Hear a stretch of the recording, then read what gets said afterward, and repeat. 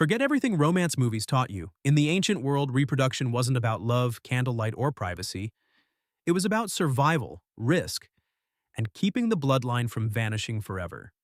There was no privacy, no medicine, no safe way to give birth, and no room for mistakes. Every pregnancy was a gamble with death. Every menstrual cycle was managed with nothing but leaves and improvisation. And every partnership was tangled up with food, status, and the survival of the whole group. This wasn't the story of love. It was the story of biology fighting to continue at any cost. These are the 10 most forbidden things ancient humans did to reproduce. And number 1 reveals that making the next generation was the single most dangerous thing our ancestors ever did. Let's start with number 10. Number 10, living with almost no privacy at all. Whatever image you have of a private, intimate life, throw it out. Ancient humans lived packed together in caves, huts, and shared shelters, and privacy barely existed. The whole group ate, slept, and lived in close quarters, often within arm's reach of each other. There were no separate rooms and no walls between families. Everything about life, including reproduction, happened in a shared, crowded space where secrets were nearly impossible. This forced humans to build unspoken rules and social customs to manage life so close together. Intimacy existed, but it was woven into a communal world with very little separation. The idea of a private life sealed off from everyone else is a modern luxury. For most of human history, you lived and reproduced almost entirely in the presence of the group. Number 9. Mating tied to survival, not romance. Choosing a partner wasn't about butterflies, it was about staying alive and getting your children through the winter. In a brutal world, a partnership was a survival alliance. A strong hunter meant food on the coldest days. A skilled, respected member of the group meant protection and status. The pairing of two people affected who ate, who was defended, and whose children had the best odds. So attraction was deeply practical. Strength, skill, health, and reputation mattered because they translated directly into survival. This wasn't cold or heartless, it was reality. When a bad choice could mean starvation for you and your children, you didn't pick a partner on a whim. You picked the alliance most likely to keep your bloodline breathing. Number 8. Partners chosen for food, protection, and reputation. Digging deeper, the value of a mate came down to what they could bring to a life on the edge of survival. A good provider, someone who could hunt, gather, or build, was priceless. Someone who could fight and protect the group was a shield against predators and rival tribes. And reputation mattered enormously. A person known as reliable, brave, or skilled was a safe bet in a dangerous world. These traits shaped who paired with whom. It was a constant, unspoken evaluation of who would help your children survive. Love and attraction existed, but they grew out of this practical foundation. In a world with no safety net, the most attractive quality a person could have was simply this: the proven ability to keep you and your future children alive. Number 7. Managing menstruation with no modern hygiene. Half the population dealt with menstruation every single month, with none of the tools we take for granted today. No products, no plumbing, no privacy. Women used whatever nature offered. Soft plant fibers, moss, animal skins, and leaves. They adapted to their cycles while still working, walking, gathering, and surviving, because life didn't stop for anyone. There were no days off in a world where every hand was needed. Some groups built customs and social rules around menstruation, sometimes practical, sometimes based on belief. But the core challenge was purely physical: managing a monthly biological reality in a world with no soap, no clean water on demand, and no comfort. It was one more constant, quiet hardship, handled with nothing but improvisation and endurance. Number 6. Pregnancy with zero medical safety net. Today, pregnancy comes with checkups, scans, and emergency care. For ancient women, it came with none of that. Just 9 months of vulnerability in a deadly world. There were no doctors to catch a problem early and no way to know if something was going wrong inside. A pregnant woman still had to work, walk, gather, and survive, often carrying the extra weight and exhaustion through dangerous terrain and hard labor. Every pregnancy carried hidden risks that no one could see or treat. Complications that are routine to fix today could be a silent death sentence back then. A pregnant woman was doing one of the most physically demanding things a human body can do, with absolutely no medical backup, in a world already trying to kill her. It took incredible strength just to reach the birth. Number 5. Childbirth is one of the deadliest events in life. And then came the moment everything led to, and it was terrifying.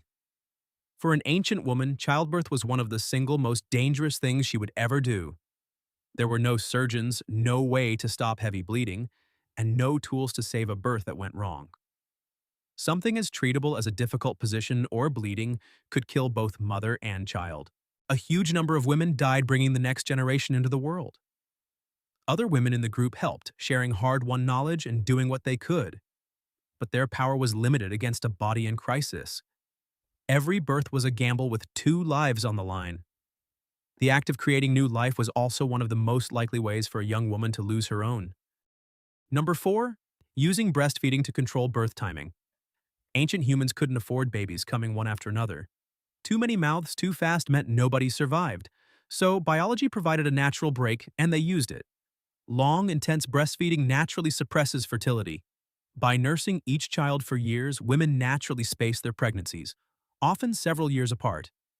It wasn't a pill or a plan.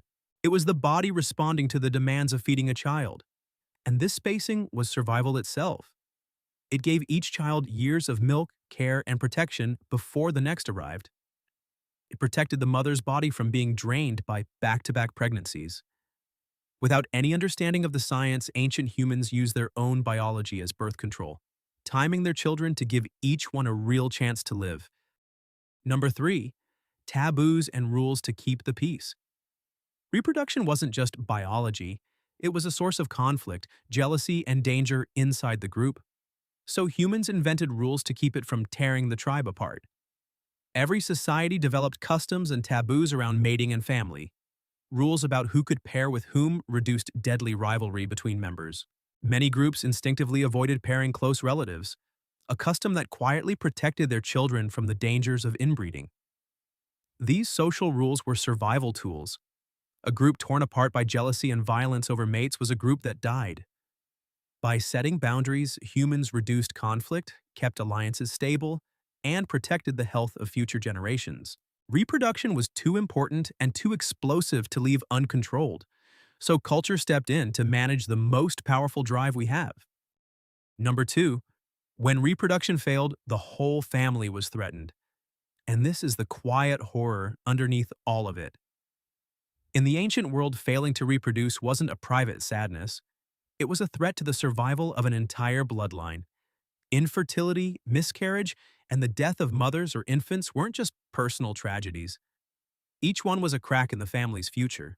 A lineage that couldn't produce healthy children could simply vanish, erased from history in a generation or two. The pressure was immense. Every lost pregnancy, every child that didn't survive, every mother lost in birth chipped away at the group's ability to continue. Reproduction wasn't a happy milestone. It was a high-stakes battle where failure meant your entire family line could disappear forever. The continuation of the bloodline hung on outcomes no one could control. And number 1, the truth beneath everything. Reproduction was the most dangerous survival act of all, because this is what it really was. Not romance, not a happy ending. The riskiest, most brutal thing our ancestors ever did to keep the species alive. Think about what it demanded. A dangerous pregnancy with no medical care. A birth that could kill both mother and child. Years of nursing, protecting, and sacrificing just to get one child to adulthood. And the constant threat that any failure could end the bloodline entirely. We think of making a family as the natural, gentle part of life. For ancient humans, it was a life-or-death gamble taken over and over, because the alternative was extinction. Every person alive today is proof that this terrifying gamble paid off again and again across thousands of generations. You are here because your ancestors survived the single most dangerous thing a human can do. Not once, but every single time it mattered. So the next time you think of reproduction as simple, safe, or romantic, remember the truth. For almost all of human history, it was the most dangerous survival act there was. Every pregnancy was a risk. Every birth was a battle. And your entire existence rests on an unbroken chain of ancestors who faced that danger and won. Not with medicine or safety, but with sheer biological determination to continue.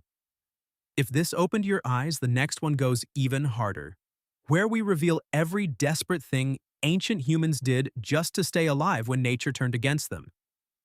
Tap the screen and let's keep going.